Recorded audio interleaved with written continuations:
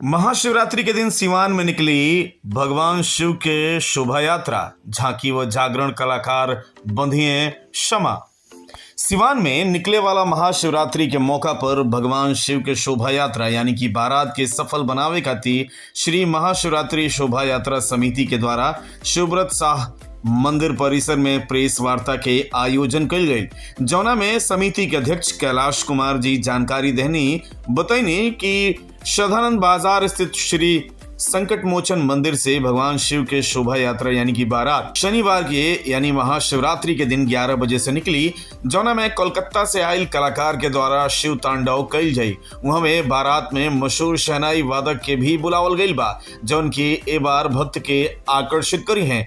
Band बाजा ढोल ताशा झंडा बड़ा शिवलिंग मोहे झांकी में ब्रह्मा विष्णु महेश व नारद के रूप के भी देखावल जाई। वहां में उपाध्यक्ष संतोष कुमार सिवान के शिव से अनुरोध कैले कि जहां जहां से भगवान शिव के बारात निकली रउआ सब फूल के बारिश करके जोरदार शोभा यात्रा के स्वागत करी।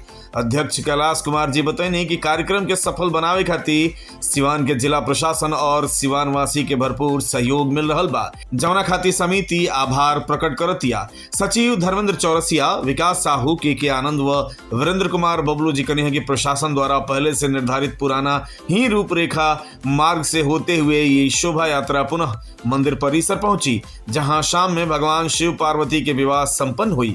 वहां में उपाध्यक्ष रंजीत यादव, वार्ड पार्षद राजकुमार बांसपुर, महासचिव मनीष कुमार व सुनील प्रजापति कहले कि आप सब सिवान वासी मिल के ये शोभा यात्रा के भारी मन से सफल बनावे के काम करी। वहां में अंत में अध्यक्ष पुनः कहनी कि जुलूस नहीं भगवान शिव के शोभा यात्रा है, रउरा सब लोग मिल के एकरा के ऐतिहासिक बनावे के काम करी।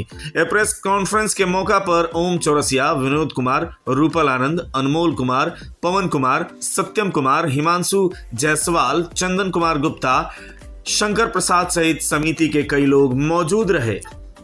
BA, BCom, BSc, MA, MCom करें विश्व की सबसे बड़ी यूनिवर्सिटी इग्नू से। सॉल्व असाइनमेंट्स और गाइड बुक्स प्राप्त करें। संपर्क करें Mahakal computers, DAV PG college के पास, पंच मंदिरा मोड़ से दाहिने, सिवान।